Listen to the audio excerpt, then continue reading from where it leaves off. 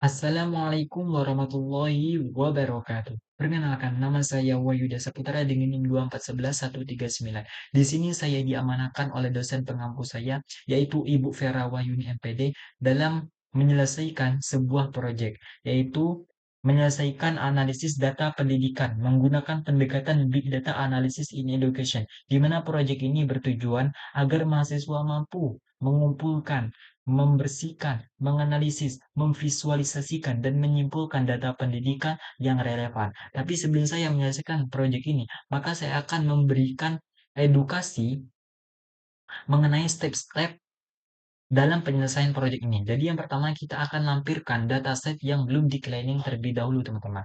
Dataset yang belum kita hapus duplikasinya, yang belum kita missing videonya, yang belum kita konversi tipe datanya, yang belum kita tangani outliernya. Nah, untuk dataset yang belum kita cleaning atau yang saya jelaskan tadi, itu contohnya seperti ini kurang lebih, teman-teman. Nah, ini merupakan data set yang belum kita cleaning, yang belum kita hapus duplikasinya, yang belum kita missing view, yang belum kita tangani outliernya, yang belum kita hapus duplikasinya. Nah, untuk data set yang sudah kita cleaning, teman-teman, ini contohnya, teman-teman. Ini data set yang belum kita cleaning, dan ini data set yang sudah kita cleaning. Nah, setelah kita menyelesaikan atau melakukan cleaning terhadap data setnya, maka kita akan melalui langkah selanjutnya. Langkah apa? Maka yaitu menganalisis datanya, teman-teman, yaitu menganalisis dari statistik deskriptifnya, teman-teman. Nah, untuk contoh statistik deskriptifnya itu kurang lebih seperti ini contohnya, teman-teman, yaitu ada deskriptif nilai, ada deskriptif UTS, dan ada deskriptif UAS. Seperti teman-teman lihat sendiri, ini merupakan contoh statistik deskriptif dari data yang kita analisis, teman-teman. Selanjutnya kita akan melakukan analisis distribusi data. Contoh distribusi data itu contohnya kurang lebih seperti ini, teman-teman. Itu teman-teman yang bisa lihat sendiri, yaitu distribusi data umur, gender, matkul, dan yang terakhir tanggal. Itu merupakan distribusi datanya, teman-teman. Dan yang selanjutnya, yaitu kita bisa menganalisis korelasi antar variabel. Nah, untuk contoh korelasi antar variabelnya itu, teman-teman, di sini, teman-teman, antara variabel UTS dan UAS. Ini merupakan contoh korelasi antar variabel, teman-teman. Dan untuk total nilainya yaitu 0,04326406. Itu merupakan total dari korelasi antar variabel antara nilai UTS dan UAT, teman-teman. Setelah kita menyelesaikan korelasi antar variabel, kita akan melalui langkah selanjutnya, yaitu apa? Nilai keseluruhan. Jadi kita menganalisis nilai keseluruhan. Nah, untuk contoh nilai keseluruhan atau rata-rata nilai keseluruhan, mulai dari nilai UTS dan UAT, itu contohnya seperti ini, teman-teman. Teman-teman bisa lihat sendiri, dan untuk rata-rata nilai keseluruhannya itu ada di bawahnya, teman-teman, yaitu sebanyak 69,62. Jadi ini merupakan contoh dari rata-rata keseluruhan dari nilai UTS dan UAS, teman-teman. Nah, setelah kita analisis mulai dari statistik deskriptif sampai rata-rata keseluruhan, maka kita akan membuat grafik dari masing-masing tersebut. Mulai dari statistik deskriptif sampai rata-rata keseluruhan. Kita akan membuat grafiknya, teman-teman. Yang pertama, statistik deskriptif. Untuk grafiknya itu contohnya seperti ini, teman-teman. Nah, ini contohnya, teman-teman. Ini merupakan grafik dari statistik deskriptif, teman. Ada scatter plot nilai, ada histogram nilai, ada bar chart nilai, ada scatter plot UTS, ada histogram UTS, ada bar chart UTS, ada scatter plot UAS, ada histogram UAS, dan ada bar chart UAS. Selanjutnya kita akan melakukan atau membuat grafik dari distribusi data. Jadi distribusi data ini mempunyai grafik juga, teman-teman. Dimulai dari scatter plot, histogram, dan bar chart, teman-teman.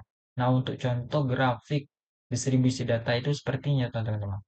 Nah, teman-teman bisa lihat sendiri, itu ada scatter plot umur, scatter plot gender, scatter plot umur, scatter plot tanggal, histogram gender, histogram umur, histogram matkul, histogram tanggal. Dan yang terakhir ada baca umur, ada baca gender, ada baca matkul, dan ada baca tanggal. Ini merupakan contoh grafik distribusi data. Selanjutnya kita akan membuat grafik grafik korelasi antar variabel. Nah, untuk contoh grafik korelasi antar variabel, itu contohnya seperti ini, teman-teman.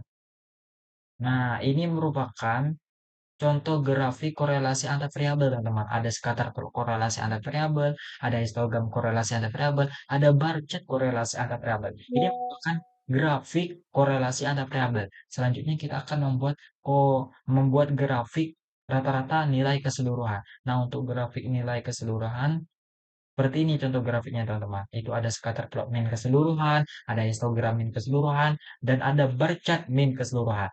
Nah, setelah kita ketahui semua grafik dari masing-masing data yang kita analisis tadi, mulai dari statistik deskriptif sampai rata-rata keseluruhan, maka kita akan melakukan poin intinya, itu eksekusi penyelesaian proyek. Jadi untuk penyelesaian proyek ini kita memilih nomor yang tiga, teman-teman. Yaitu penyelesaian proyek yang menjelaskan kita harus menyelesaikan yaitu faktor yang mempengaruhi nilai akhir, teman-teman. Dimulai dari tingkat kelulusan, faktor penghambat kelulusan, korelasi, nilai dan kelulusan. Jadi yang pertama tingkat kelulusan. Jadi setelah data yang kita analisis tadi, teman-teman, untuk tingkat kelulusannya itu dapat dijelaskan seperti ini kurang lebih, teman-teman. Bahwa tingkat kelulusan mahasiswa berdasarkan analisis deskriptif, mayoritas mahasiswa memiliki nilai UTS dan UAS, teman-teman, dengan rata-rata di atas 80 yang menunjukkan bahwasanya secara umum teman-teman ya, secara umum potensi kelulusan berada pada kategori cukup baik hingga tinggi. Nilai akhir yang stabil dan berada di atas ambang batas kelulusan diasumsikan berkorelasi dengan kelulusan tepat waktu. Dengan demikian dapat dijelaskan setelah data yang kita analisis tadi, tingkat kelulusan dipahami sebagai konsekuensi langsung dari performa nilai akademik, bukan sebagai variabel berdirinya sendiri. Jadi tingkat kelulusan berdasarkan data yang sudah kita analisis tadi, teman-teman, itu menunjukkan nilai yang sangat baik, nilai yang sangat aman, karena rata-rata siswa mendapatkan nilai 80 ke atas, teman-teman. Selanjutnya kita akan menjelaskan faktor-faktor penghambat kelulusan terhadap data-data yang sudah kita analisis tadi, teman-teman. Jadi, dapat disimpulkan, berdasarkan analisis yang sudah kita analisis tadi, teman-teman, pengelompokan data, beberapa faktor utama dapat dijelaskan sebagai berikut, teman-teman. Yang pertama, nilai UTS dan UAS yang rendah menjadi penghambat paling dominan karena kedua komponen ini berkontribusi besar terhadap pembentukan nilai akhir, teman-teman. Mahasiswa dengan performa lemah pada salah satu atau kedua ujian tersebut cenderung memiliki nilai akhir yang rendah.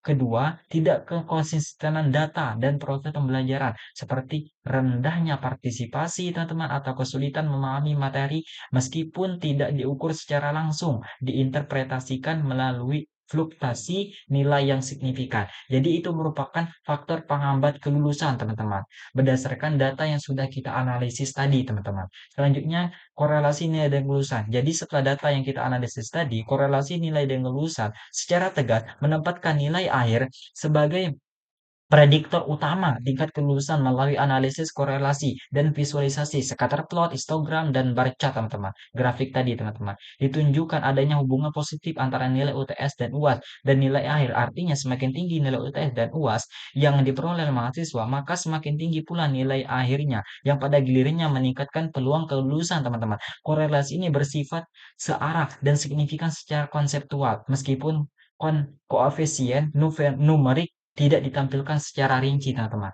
Jadi itulah penyelesaian proyek yang bisa saya jelaskan, teman-teman. Jikalau ada kata yang salah, saya mohon maaf. Kepada Allah saya mohon ampun. Saya tutup dengan kalimat wabillahi taufiq wal hidayah waridho wal inayah. Wassalamualaikum warahmatullahi wabarakatuh.